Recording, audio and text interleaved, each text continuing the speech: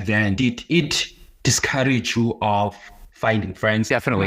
Yeah, absolutely. I would say a lot of the reason that I didn't pursue any relationship at all, or that I spent about 5 years of my life without human contact, was largely because of my body, because I felt so negatively about how I looked, how I felt, all of that stuff. And as I've changed my body so much, that has changed, and it's literally the probably singular thing that is the largest impact of my social standing is because of how I feel about my own body. Back then, you mentioned that you started thinking after the journey, after being able to see the changes within your body, that you were not as worthless as you thought.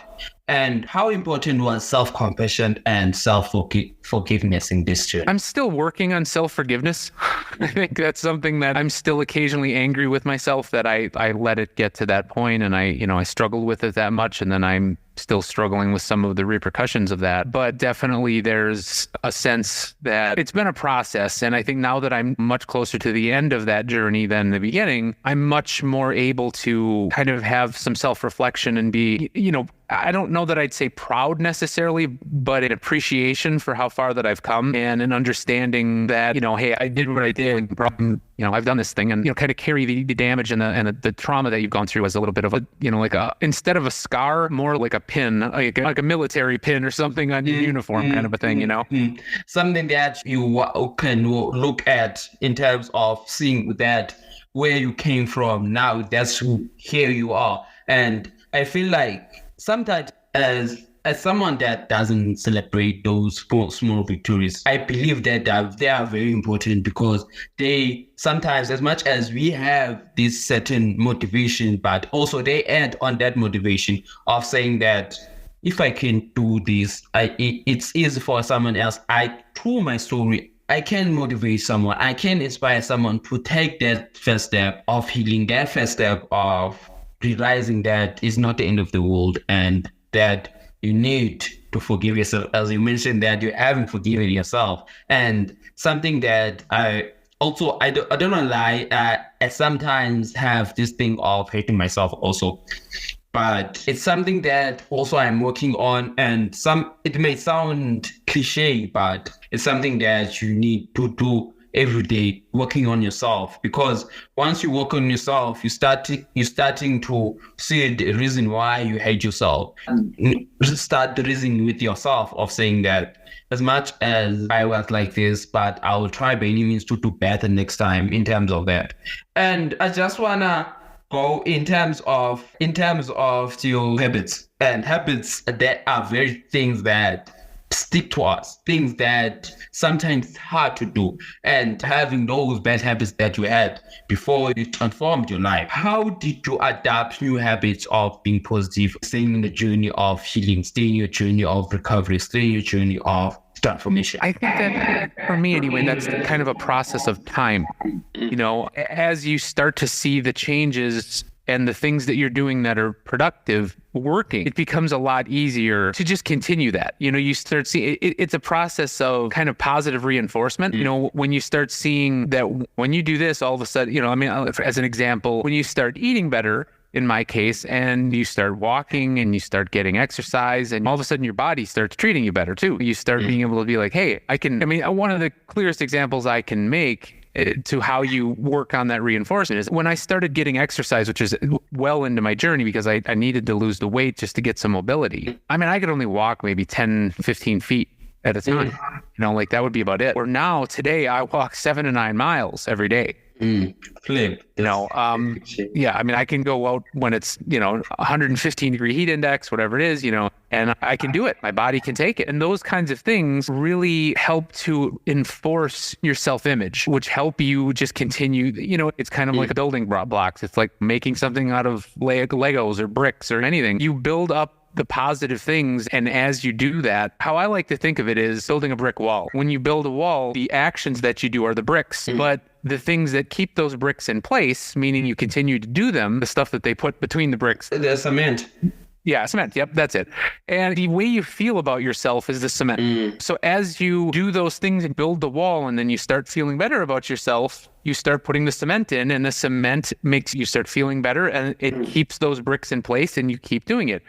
And it actually works the same way the other way, only it's a different type of wall. As you do negative things, you start leaning on the addictions, and it's a similar process. It's just you need to reverse it and build a better wall.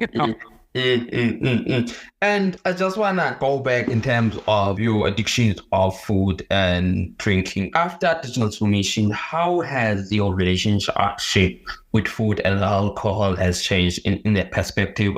What types of food do you eat, and are you still or drinking, or do you have sober in a way because effect of relapse? I would say back then everything was processed food, junk food, things like that.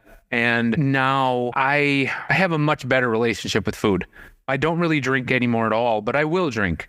If I happen to go out with someone, I mean, I'm not afraid of having a beer or something like that. I don't struggle with it in that way anymore because I have a much better, healthier relationship with food. I understand why I did what I did. I think that self-dialogue is very important, to be able to talk to yourself and not lie to yourself, because I think none of us want to be the bad guy, the bad person in our life. So we tend to lie to ourselves a lot. And I think part of what happened to me when I was isolated was that it was just me. So that allowed me to kind of break down a lot of those walls and realize I don't have to lie to myself. And I think that's important for people because you can rebuild those relationships. I mean, now I don't look at food for comfort anymore. I eat for nutrition.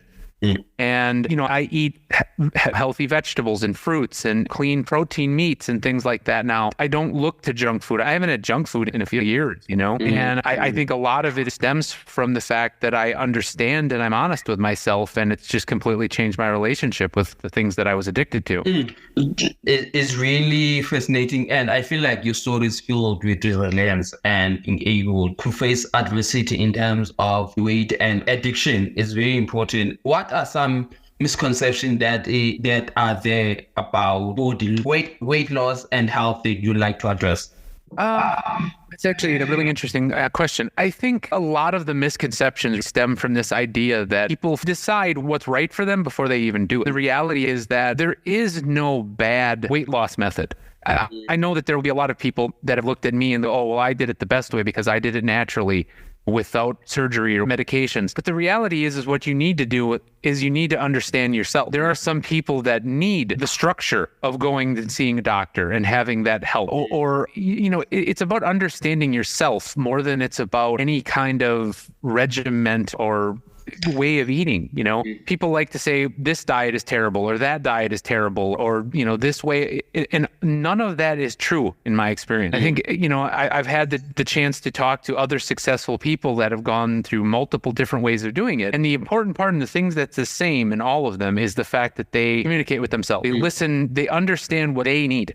And that's what they focus on, is not the mechanics of it, but the more emotional and mental side of it. And I think that's one of the biggest misconceptions of all of addiction and weight loss, is that there has to be this way of doing it. It's about you, because it's a very personal problem. Whatever you're addicted to or whatever you're struggling with, whether it's food or alcohol or drugs or sex or whatever it is, it's something that is very specific to you. So the key to beating that and getting around it is understanding yourself. That internal dialogue is very important because you get to really understand yourself.